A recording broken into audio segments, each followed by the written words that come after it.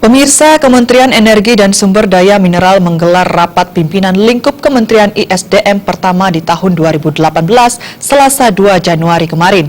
Dalam rapat yang digelar di pos pengamatan Gunung Api Agung Desa Rendang tersebut, Menteri ISDM Ignatius Jonan juga meminta agar status Gunung Agung ke depan bisa dievaluasi semisal terus cenderung mengalami tren penurunan.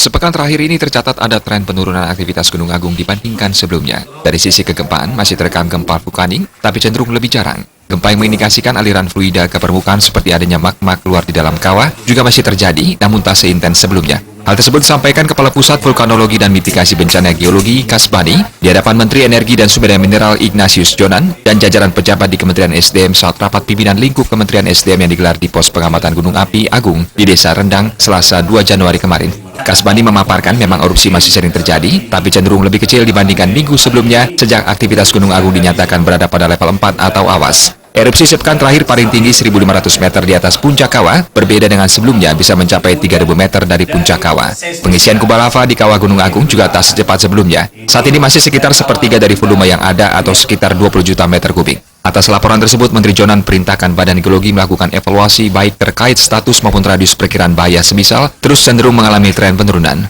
Sementara usai rapat pimpinan kemarin, Kepala Badan Geologi Rudi Suhendar kepada wartawan menegaskan bahwa aktivitas Gunung Agung masih berada pada level 4 atau awas. Zona perkiraan bahaya masih tetap sama, yakni berada dalam radius 8 km dari puncak kawah dan di peluas sektoral sejauh 10 km. Status ini tak terlepas dari hasil pencatatan harian terhadap aktivitas gunung tertinggi di Bali itu. Meski demikian, pihaknya meminta waktu beberapa hari ke depan untuk melakukan evaluasi terkait status Gunung Agung.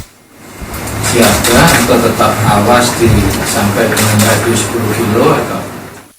Pasti kalau hasil evaluasi kami dalam beberapa hari ke depan ini menunjukkan trennya menurun ya dari biasanya, pasti kita akan melakukan penurunan.